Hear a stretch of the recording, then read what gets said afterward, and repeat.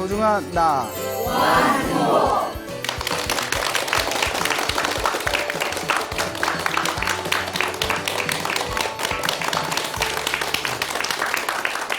예, 만나서 반갑습니다.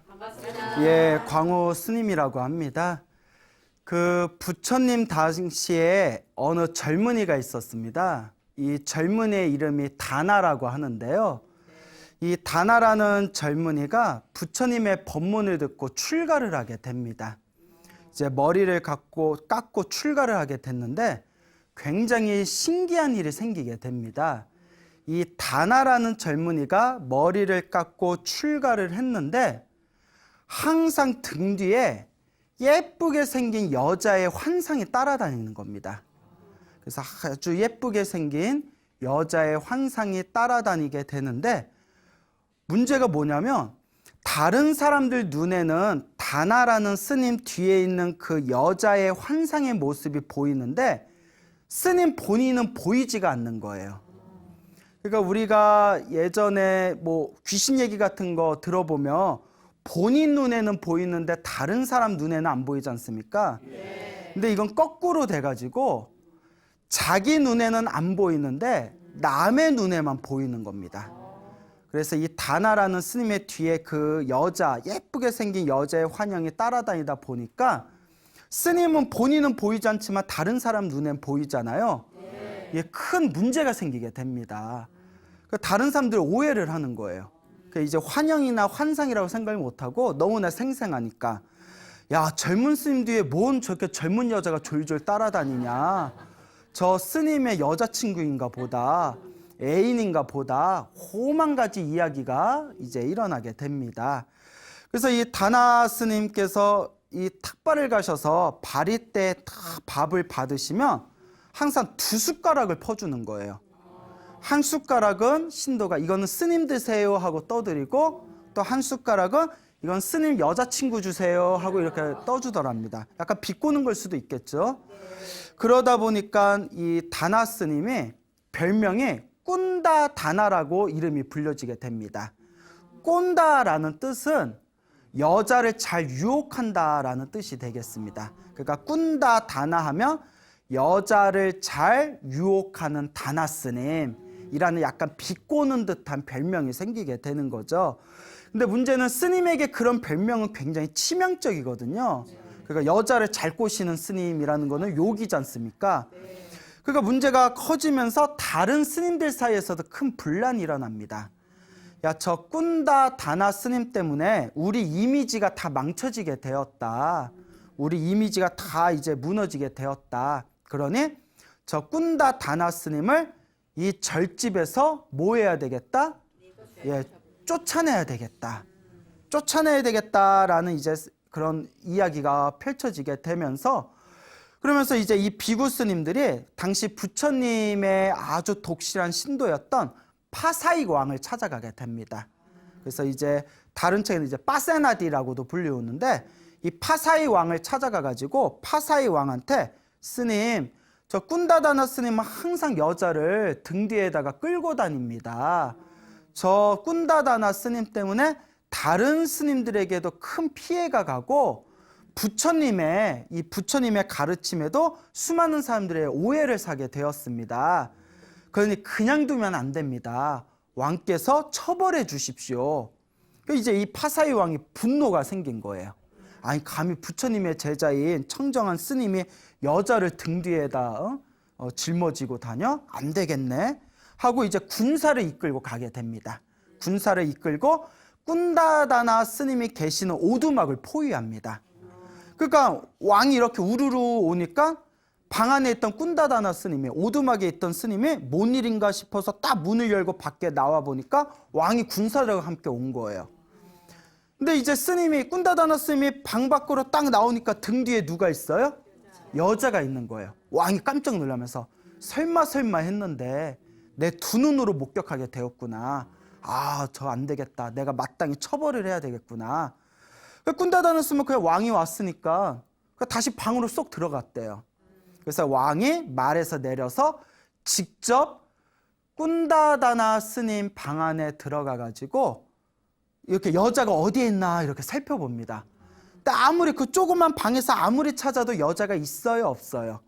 없겠죠. 그래서 아무리 찾아도 여자가 없으니까 희한하다, 희한하다. 침대 밑에까지 샅샅이 훑어봤는데도 없는 거예요. 그래서 꾼다다나 스님한테 왕이 물어봅니다. 여자는 어디에 숨겼습니까?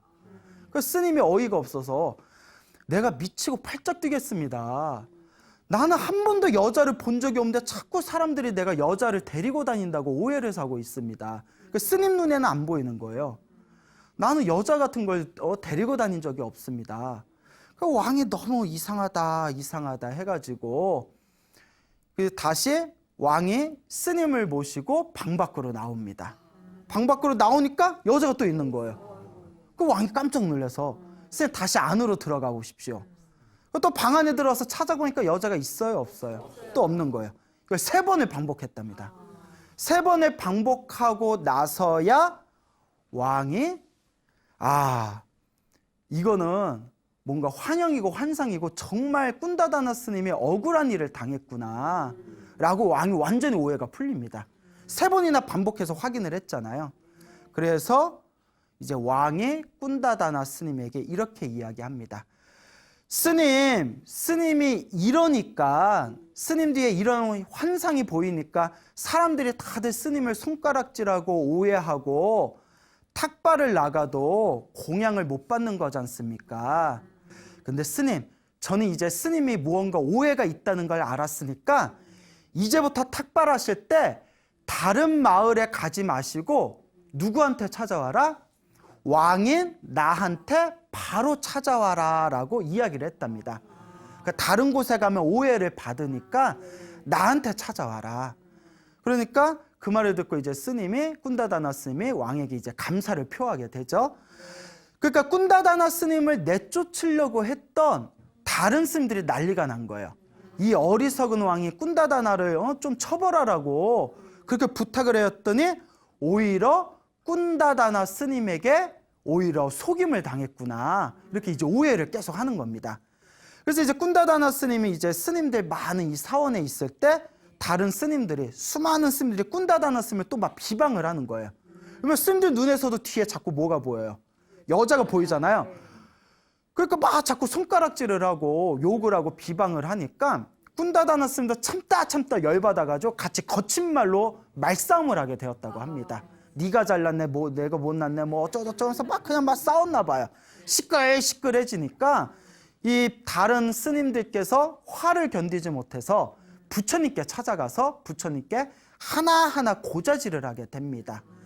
거룩하신 세존이시여, 지금 저 꾼다다나 스님이 등 뒤에 여자를 하나 짊어지고 다니는데 하면서 그동안 있었던 일들을 그대로 자초지종을 고자질하니까 부처님께서 꾼다다나 스님과 다른 모든 스님들을 모이게 한 뒤에 다음과 같이 이야기하십니다.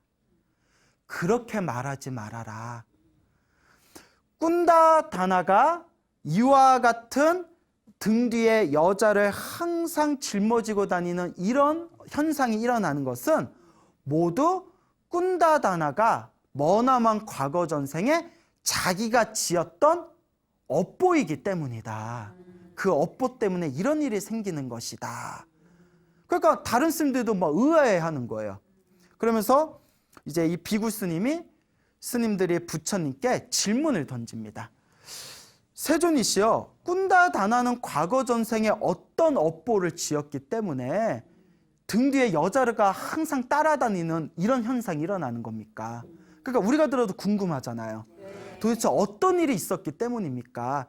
저희들에게 그 이유를 설명해 주십시오라고 하니까 이제 부처님께서 이제 이 꾼다다나 스님의 과거 전생에 대한 이야기를 펼쳐내십니다. 머나먼 과거 전생에 가섭 부처님 시대 때, 어느 부처님? 가섭 부처님. 석가모니 부처님 이전에 계셨던 부처님이 가섭 부처님이세요. 뭐 미래에 오실 부처님은 미륵 부처님, 그리고 과거에 오셨던 부처님은 가섭 부처님. 가섭 부처님 시대 때 2명의 스님이 있었는데 이 2분의 스님이 친현제보다도 훨씬 더 사이가 좋고 훨씬 더 아주 우애가 깊고 우정이 깊었다고 합니다. 이 두 분의 스님이 항상 서로 붙어 다니는 거예요.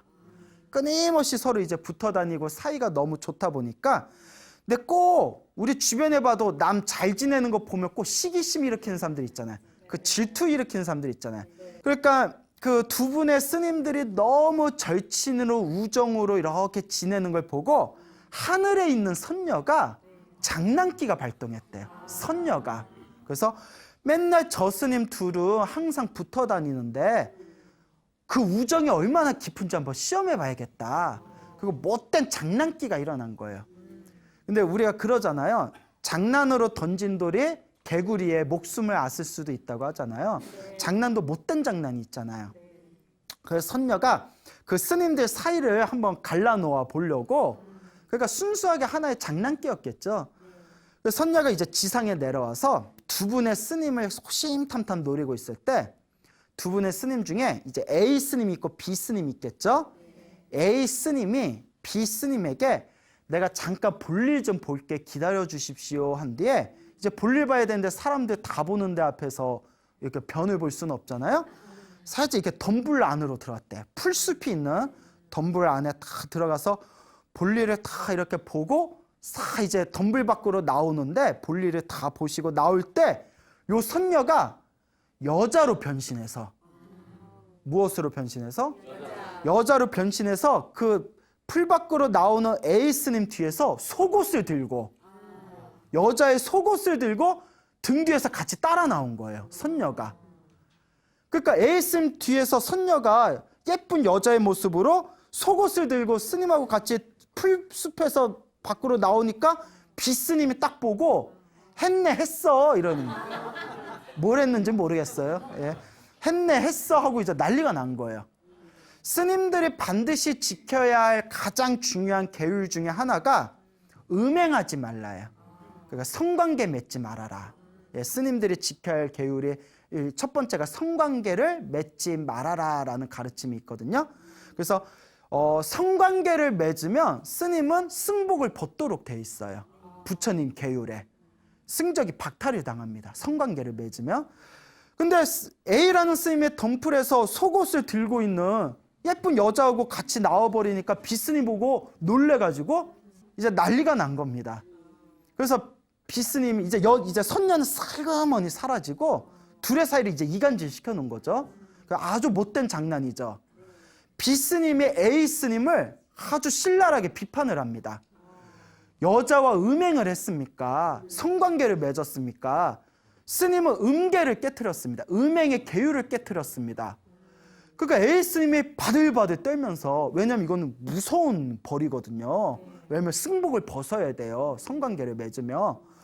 부들부들 떨면서 B 스님에게, 스님 그런 말 하지 마십시오. 나는 청정합니다. 나는 깨끗합니다.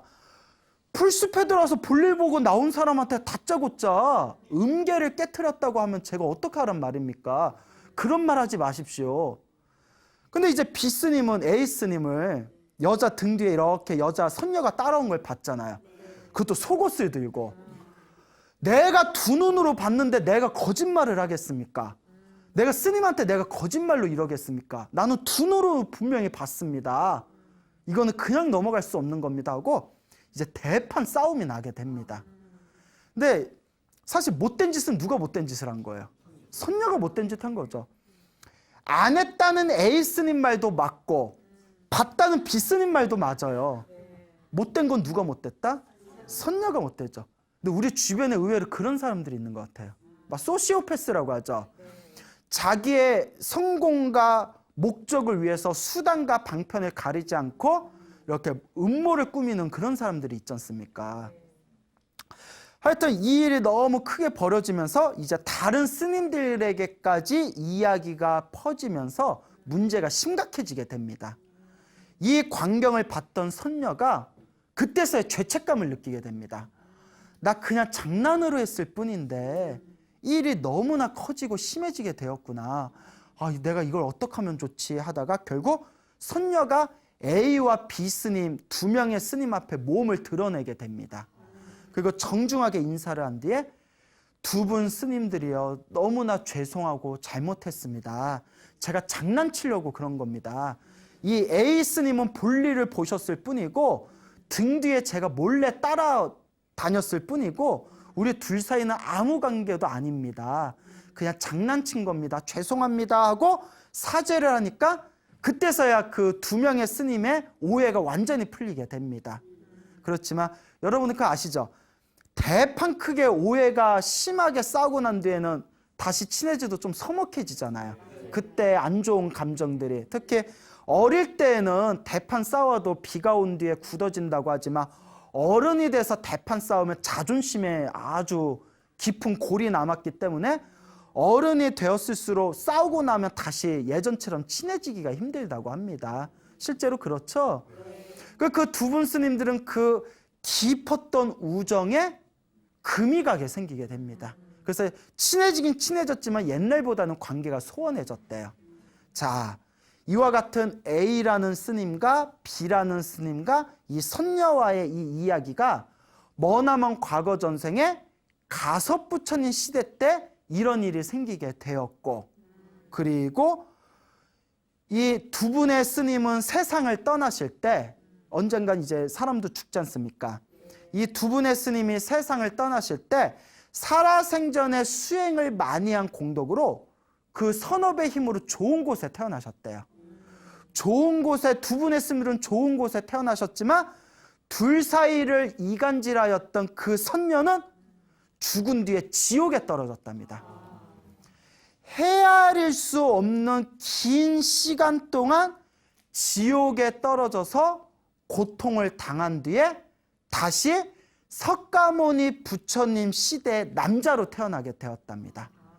그 선녀는 지옥에 떨어지고 지옥에서 고통당한 뒤에 석가모니 부처님 시대 때 남자로 태어나서 머리를 깎고 출가를 했는데 그 남자, 전생의 선녀였던 남자가 바로 지금의 누구다? 꾼다 다나 스님이 된 겁니다. 전생에 두 스님의 사이를 이간질하고 A라는 스님 뒤에 속옷을 들고 뒤를 이렇게 졸졸 따라다니면서 이간질을 시켰던 업으로 자기 등 뒤에 누가 생기게 되었다? 여자의 환영이 생기면서 사람들의 오해와 손가락질을 받게 되었다는 이 인과 업보의 그 인연담을 부처님께서 수많은 스님들에게 이 가르침을 설하십니다. 그러니까 다른 스님들이 깜짝 놀라면서 비로소 꾼다다나 스님의 그런 어떤 등 뒤에 따라다니는 여자의 사연을 이해하게 되었고, 꾼다다나 스님도 부처님 앞에서 삼배를 올리면서 아, 내가 과거 전생의 선녀였을 때 수행을 열심히 하는 두 분의 스님의 사이를, 관계를 이간질한 그 악업으로 내 등 뒤에 여자의 환영이 따라다니게 되었구나라는 것을 이제 스스로 깨우치게 됩니다. 그대로 이제 꾼다다나 스님은 열심히 수행을 하고 열심히 정진을 해서 결국 아라한이 되십니다. 모든 번뇌와 욕망이 사라지신 아라한이 되셨다. 근데 아라한이 되신 것까지는 이제 책에 나오는데 제가 궁금한 게 아라한이 되신 뒤에도 여자가 따라다녔는지 안 따라다녔는지는 거기는 이제 뭐 더 이상 내용이 없더라고요. 근데 뭐 제 생각에는 아마 떨어지지 않았을까. 업장이 소멸됐으니까 깨달음을 얻고. 여하튼 이와 같이 내가 지은 업은 반드시 누가 받을까요? 내가 받습니다.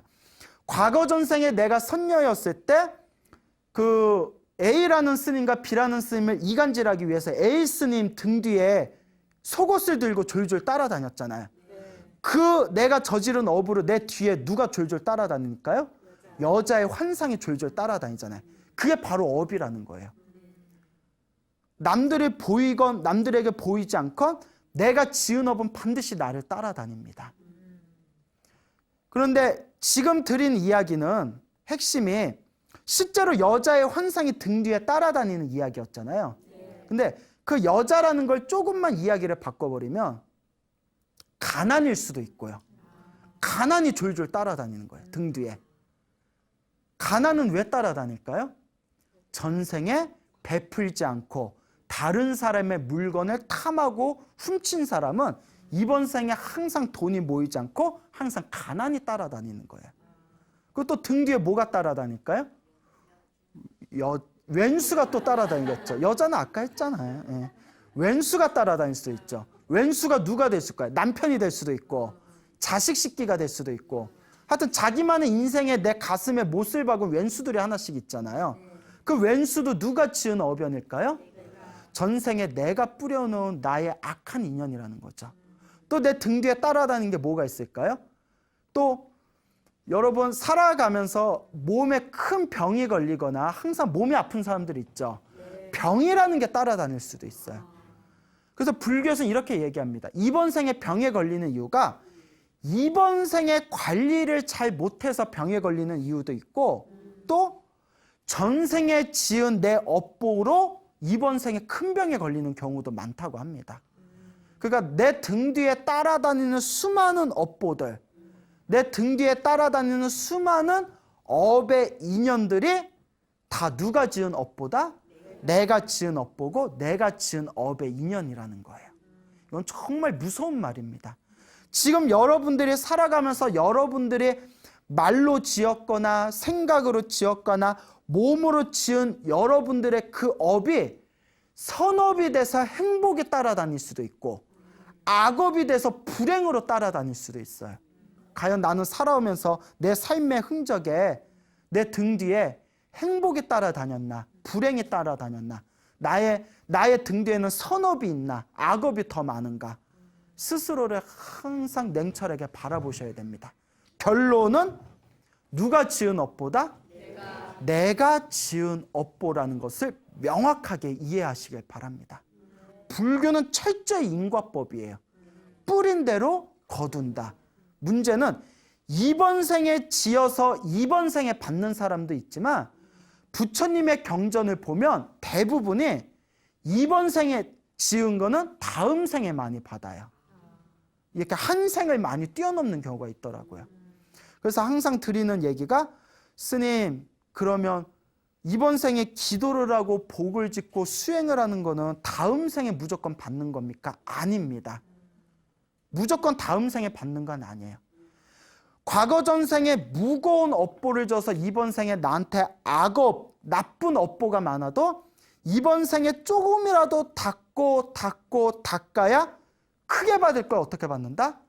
작게 받을 수가 있는 거고요. 무슨 말인지 알겠죠?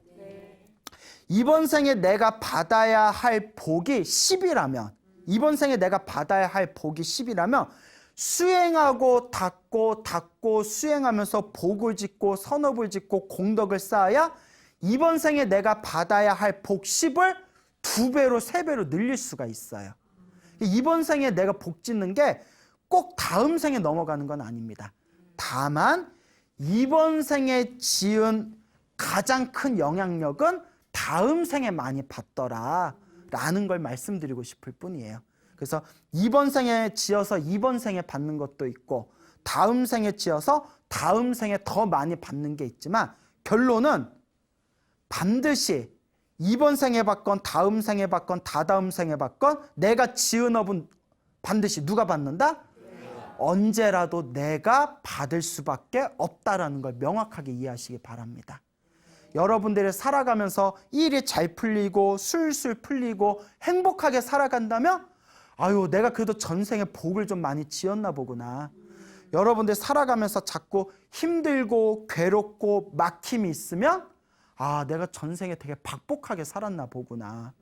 그렇기 때문에 내가 지은 업을 내가 잘 풀어나가려면 결국 그 내가 지은 업을 푸는 가장 중요한 마스터 키는 누가 지니고 있다?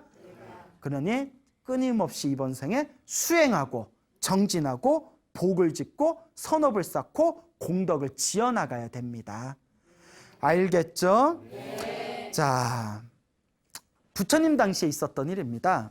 어느 스님이 계셨는데 이 스님은 신기한 능력이 있어요. 하루에 부처님 당시에 스님들은 하루에 한 끼 점심만 드셨는데 하루에 한 끼 마을에 가서 탁발을 하러 마을에 갈 때 이 스님이 요새 날씨가 더워서 내가 몸에 힘이 너무 빠진다. 좀 기름지고 맛있는 음식을 먹고 싶다. 라고 생각하고 탁발을 가면 딱 자기가 먹고 싶은 걸 신도들이 다 준비하고 있는 거예요.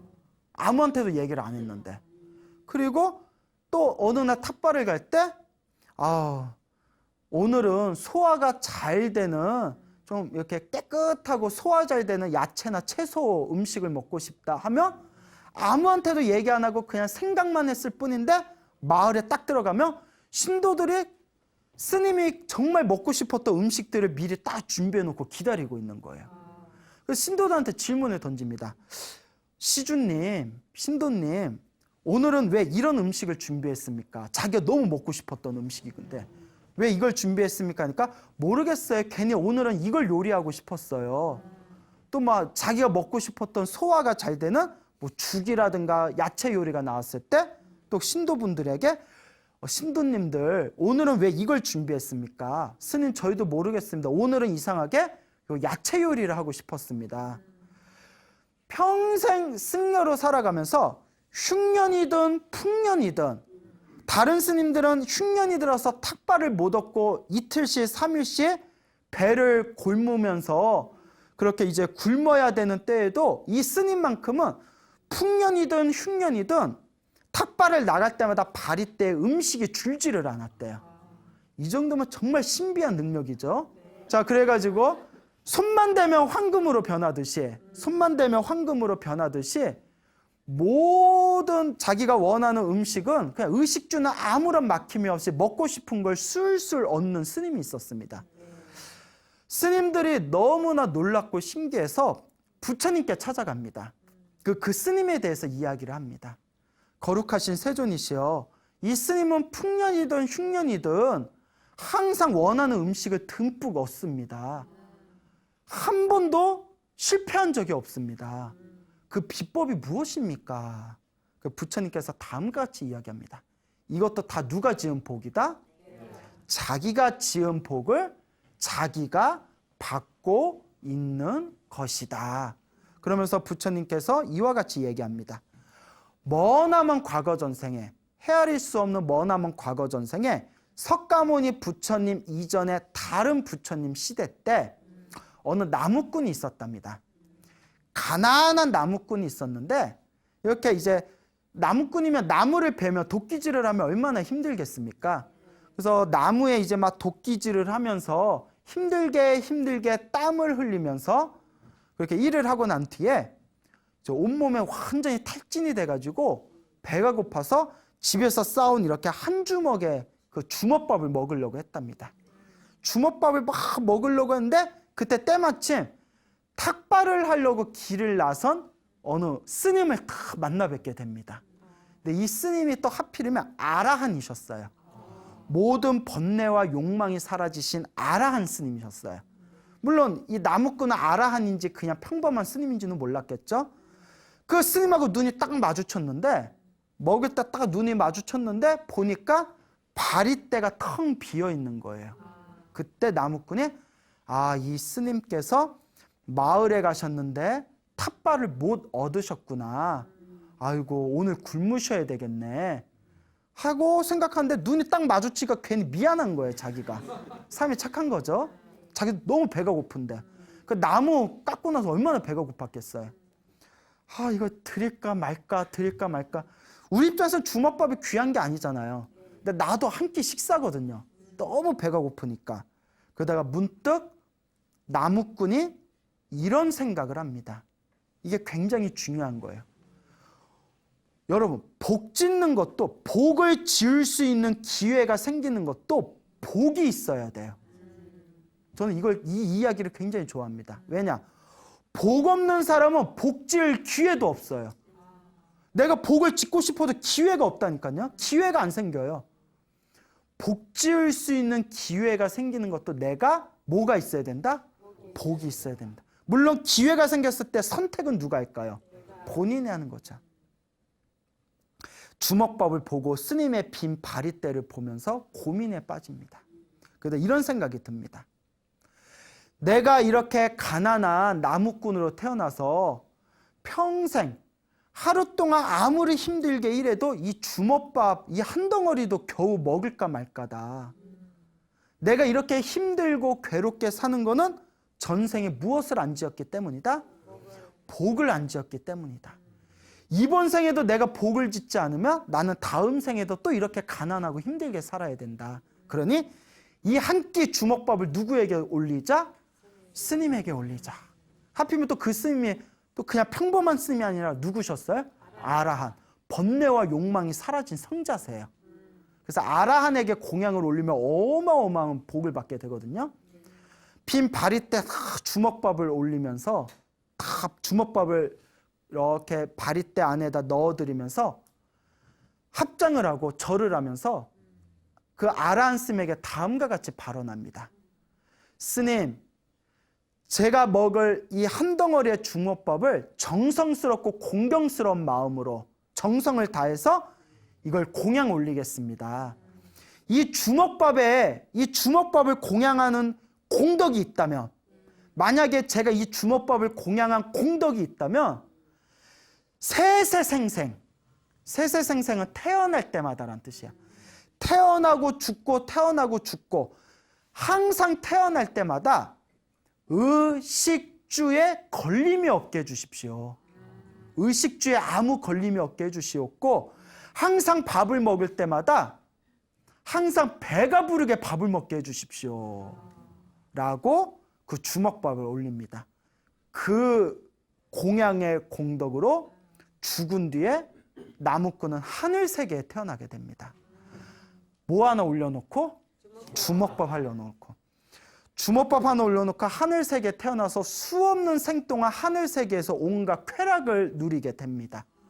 그리고 다시 석가모니 부처님 시대에 사람으로 태어나고 스님이 되어서 탁발을 나가도 풍년이든 흉년이든 가리지 않고 항상 풍족하게 탁발의 음식을 얻을 수 있는 그 공덕이 머나먼 과거 전생에 아라한에게 무엇을 올렸기 때문이다? 주먹밥을 올렸기 때문이다. 그래서 제가 항상 드리는 말씀이 있어요. 부처님은 중생들의 복을 지으려면 항상 보시하라고 가르칩니다. 뭐하러 가르친다? 베푸는 거예요. 항상 베풀어라. 근데 중요한 게 있어요. 양보다 무엇이 중요하다? 정성, 질. 예, 양보다 질. 양보다 무엇이 중요하다? 예, 정성이 중요하다. 그러니까 아무리 화려하고 좋은 것보다 누구의 마음이 중요하다? 그 자기가 배고파서 손이 그 당 떨어져 가지고 손이 덜덜 떨려서 주먹밥 먹어야 될 그 한 끼 거친 주먹밥을 스님에게 올릴 때 얼마나 정성스럽고 간절했겠어요. 그 정성이 태어날 때마다 하늘세계에 태어날 수가 있었고, 사람으로 태어나도 부잣집에 태어날 수가 있었고, 스님이 되어도 흉년이든 풍년이든 항상 바로 안에 음식이 항상 가득하게 모일 수 있는 공덕이 생겼다. 즉 불교에서 부처님은 항상 중생들에게 보시하라고 가르칩니다. 그렇지만 보시에서 가장 중요하고 가장 강력한 에너지는 바로 정성입니다. 얼마나 부처님 법이 좋아요. 여러분들이 정성스러운 마음으로 주먹밥 한 끼라도, 요새 주먹밥 구하기 쉬워요, 어려워요? 편의점 가면 삼각김밥 있잖아요. 편의점에 가면 삼각김밥도 주먹밥이잖아요. 그렇다고 삼각김밥 이렇게 주라는 얘기는 아니고, 그와 같이 이 자기가 형편에 닿는 대로 부처님께 공양을 올리고 내 주변에 힘들고 괴로운 사람한테 좋은 마음을 베풀어서 베푼다는 것은 그 자체가 이번 생이건 다다음 생이건 강력한, 행복하게 살 수 있는 강력한 복과 선업과 공덕이 됩니다. 그러니 꼭 명심하시기 바랍니다. 내가 지은 선업과 내가 지은 악업은, 선업은 선업대로 행복으로 돌아오고 악업은 악업대로 불행으로 돌아옵니다. 결국 선업을 짓냐 악업을 짓냐, 그 선택은 누구에게 달려있다? 자기 자신에게 달려있다라는 것을 명확하게 이해하시길 바랍니다. 그러니까 이 소나무를 보고 계시는 우리 불자님들께서도 정말 행복하게 살고 싶다면 항상 보시하고, 그리고 항상 기도하고, 그리고 항상 마음을 잘 쓰고, 이번 생에 조금이라도, 정말 조금이라도 틈틈이 멈추지 않고 이 복을 짓겠다는 마음으로 자신의 마음에 서너 배 저축 창고를 가득 채우셔 나가야 됩니다. 복을 짓지 않는 사람한테는 절대 행복이 돌아오질 않습니다. 복이 많은 사람은 무슨 짓을 해도 일이 잘 풀립니다. 복 없는 사람은 아무리 노력해도 일이 잘 안 풀려요. 내가 가지고 있는 에너지가 없기 때문이에요. 내가 가지고 있는 복의 에너지가 없으니까 무슨 일을 해도 일이 풀리지가 않는 거예요. 나한테 복의 에너지가 꽉 차 있는 사람은 손길 닿는 것마다 모든 일이 잘 풀립니다. 그래서 이런 얘기가 있어요. 보시를 하면 태어날 때마다 부자로 태어난대요. 그런데 보시를 하긴 했는데, 이거 중요한 겁니다. 보시를 하긴 했는데 싫은 마음으로 했을 때, 기쁘지 않은 마음으로 했을 때, 후회하는 마음으로 보시를 하면 다음 생에 복이 있을까요, 없을까요? 없어요. 잘 들으세요. 우리 부처님 가르침이 얼마나 세심하냐면 이렇게 이야기합니다. 기쁘지 않은 마음으로, 후회하는 마음으로 보시를 하면 다음 생에 공덕이 있긴 있답니다. 단 돈을 벌어도 힘들게 번대요. 무슨 말인지 알겠죠? 기쁜 마음으로 보시하고 후회 없는 마음으로 보시하면 똑같이 돈을 벌어도 쉽게 술술 돈을 번답니다. 근데 후회하는 마음으로 보시를 하는 사람은 돈을 벌긴 벌지만 어떻게 번다? 엄청 힘들게 번대요. 우리 주변에 그런 사람 있잖아요. 어떤 사람은 그냥 돈이 쉽게 술술 들어오는 사람이 있는가 하면 어떤 사람은 힘들게 하루 종일 일해야 돈이 들어오는 사람들이 있잖아요. 그것도 명확하게 우리가 이해하셔야 됩니다. 그러니까 복을 짓되 어떤 마음으로 지어야 된다? 기쁜 마음으로 지어야 된다. 똑같이 복을 짓는데 어떤 사람은 복을 지으면서 행복하다. 내가 복을 지을 수 있는 기회가 있어서 너무나 행복하다 하면서 복 지는 사람이 있는가 하면 똑같이 복을 짓는데도 이런 내가 전생에 무슨 죄를 졌길래 이렇게 힘들게 복을 져야 되나 하고 투덜대면서 복을 짓는 사람들이 있어요.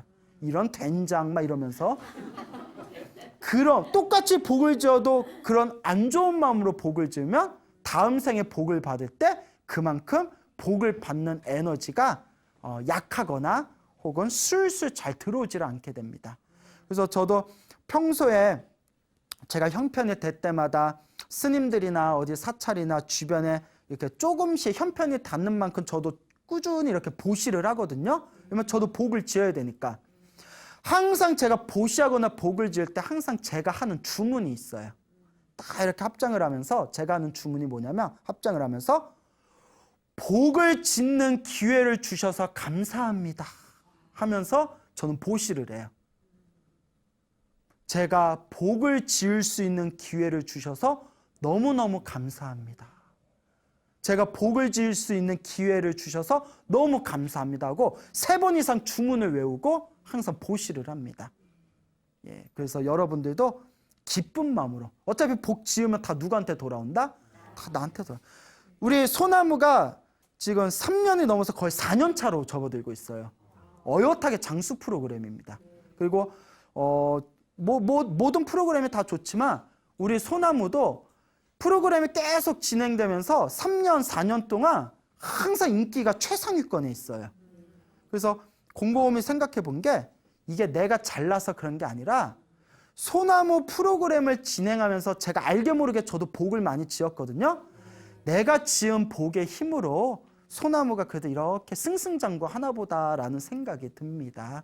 항상 복 짓는 마음을 가지시기 바랍니다. 이 소나무를 보시는 우리 불자님들께서도 그냥 이 프로그램을 듣고 이야기 재밌네 라고만 생각하지 마시고 또 귀로 듣고 맞아, 사람은 착하게 살아야 돼 라고 머리로만 생각하지 마시고 100원이라도 좋으니까 1000원이라도 좋으니까 5,000원, 10,000원이라도 좋으니까 자기 형편에 닿는 거 좋은 곳에 베푸는 마음으로 복을 짓는 마음으로 보시하시고 그리고 보시하면서 기도하시고 그리고 기도하면서 내 주변에서 그러니까 자꾸 깨끗하고 맑은 마음을 일으키신다면 1년 지나고 2년 지나고 3년 지나고 10년 지나면서 자꾸 나의 운명이 바뀌시게 될 겁니다.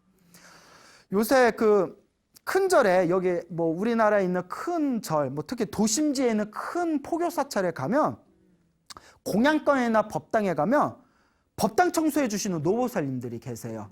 그분들 이렇게 청소하신 지 몇 년 됐으면 10년, 20년 되셨대요. 공양간에서 맨날 오셔서 설거지 봉사해 주시고 이렇게 공양간 봉사해 주시는 분들이 있어요. 공양간 봉사가 힘들거든요. 여기에 오신 지 얼마 되셨어야만 다들 10년, 20년 되셨대요. 그럼 제가 이런 질문을 드려요. 그 노보살님들께 힘들지 않으세요? 하니까 힘들어도 즐거워요. 근데 어떻게 10년, 20년 이렇게 멈추지 않고 꾸준하게 절에 나오셔서 복 지으시는 거예요? 하면 한결같이 이런 얘기예요.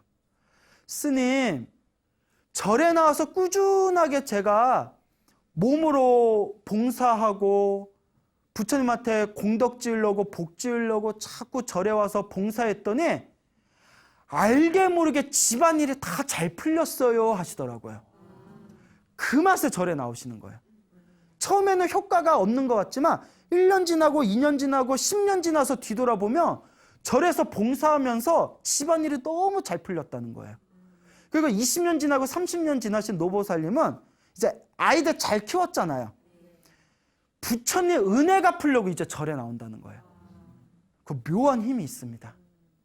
그러니까 여러분들도 그만 놀러 다니시고 이제 어디에 와서 절에 와서 봉사도 하시고 뭐 양로원이나 고아원 같은 데 가서 몸으로 하는 봉사도 보십니다. 몸으로 하는 보시예요.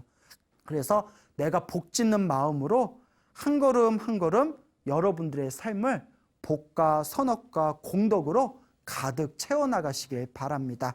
알겠죠? 네. 여러분, 행복해지고 싶습니까? 네. 행복한 삶을 창조하고 싶습니까? 네. 복을 지으십시오.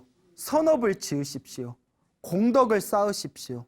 복과 선업과 공덕의 힘이 여러분들을 진정한 행복의 길로 이끌어 줄 것입니다. 오늘 여기서 마치겠습니다. 소중한 나 무한행복.